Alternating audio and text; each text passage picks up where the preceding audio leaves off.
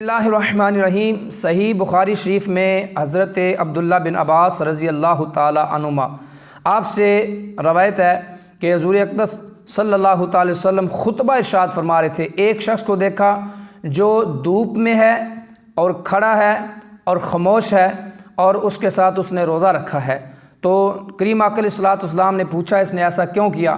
عرض کی اس نے منت مانی ہے، نمبر 1 میں دھوپ میں رہوں گا، چھاؤں میں نہیں آنا، نمبر 2 میں کھڑا رہوں گا، بیٹھنا نہیں، نمبر 3 میں خاموش رہوں گا، بولنا نہیں، اور نمبر 4 میں نے روزہ رکھا ہے۔ تو نبی علیہ الصلوۃ والسلام نے ارشاد فرمایا اس سے کہو کھڑا نہ رہے، بیٹھ جائے، اور اس سے کہو دھوپ میں نہ رہے، چھاؤں میں آ جائے، سائے میں آ جائے، اور اس سے کہو خاموش نہ رہے، بولنا شروع کر دے، کیونکہ کھڑا رہنا، دھوپ میں رہنا اور خاموش رہنا یہ کوئی منت نہیں ہے، یہ جہالت ہے اور حماقت ہے۔ فرمایا یہ 3 کام ختم کر دے اور جو روزے والا معاملہ ہے وہ پورا کرے، کیونکہ روزہ اللہ کی عبادت ہے اور منت ہوتی بھی وہی ہے جس میں خالص اللہ کی عبادت ہو۔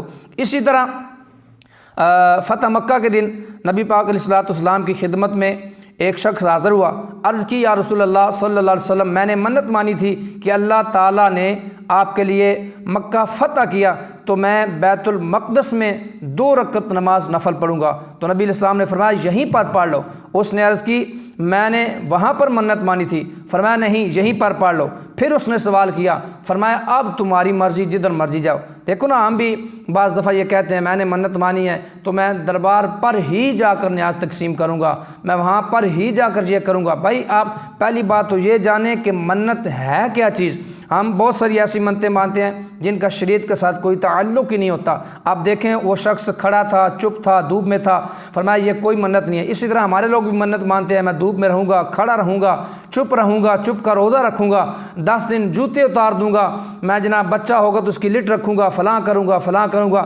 بہت سارے مزارات پر آپ جائیں، اللہ والوں کے دربار شریف پر آپ جائیں، بہت سے درباروں پر نا وہ جو جالیاں ہوتی ہیں ان کے اندر داغے ہوتے ہیں، ان کو جو نا گریں لگی ہوتی ہیں، لوگ منت مان کے آتے ہیں میری جب منت پوری ہوگی تو میں یہ گرہ کھولوں گا۔ اسی طرح میں نے بہت سے مزارات پر دیکھا ہے تالے لگے ہوتے ہیں انہی جالیوں کے اندر، اور وہ بھی لوگوں نے یہ منت مانی ہوتی ہے کہ جب یہ میری منت پوری ہو جائے تو میں تالا کھول دوں گا۔ اسی طرح ایک مزار پہ میں نے دیکھا بہت سارے نا جو قلعے ہوتے ہیں جن کے ساتھ وہ جانور باندھتے ہیں، چھوٹے قلعے، بڑے قلعے، بہت زیادہ قلعے وہاں پر جو نا زمین میں ٹھکے ہوئے تھے۔ تو یہ میں نے پوچھا یہ کیا ہے؟ تو وہ بھی کہنے لگے یہ لوگوں کی منت ہے جی، بھینس پتہ نہیں دودھ نہیں دیتی یا کیا نہیں کرتی۔ تو میرے بھائی یہ منتیں نہیں ہیں۔ اسی طرح آپ دیکھیں مزارات پر طرح کے معاملات ہو رہے ہیں، تو یہ سارے معاملات گڑبڑ ہیں، غلط ہیں، ان کا شریعت کے ساتھ کوئی تعلق نہیں، نہ یہ منت ہے اور نہ یہ منت ہو سکتے ہیں۔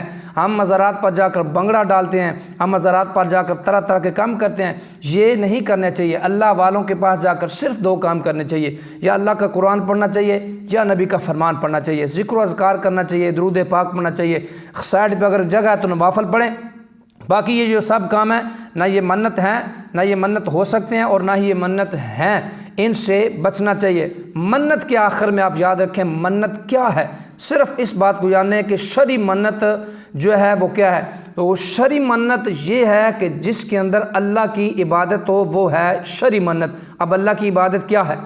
اللہ کی عبادت قرآن کی تلاوت ہے، اللہ کی عبادت نوافل ہے، اللہ کی عبادت اس کی رضا کے لیے اعتکاف ہے، اللہ کی عبادت اس کے گھر کی زیارت ہے، اللہ کی عبادت اس کے گھر میں نوافل ادا کریں، ذکر و اذکار کریں، سورہ یاسین پڑھیں، یہ سب کام عبادت کے ہیں۔ آپ یہ منت کیوں نہیں مانتے کہ میرا فلاں کام ہو گیا تو میں سورہ یاسین پڑھوں گا، میرا فلاں کام ہو گیا تو میں نوافل ادا کروں گا، گھنٹے کا، 2 گھنٹے کا، 1 دن کا، 1 رات کا اعتکاف کروں گا؟ یہ منت مانیں، کیونکہ منت ہوتی ہی یہ ہے۔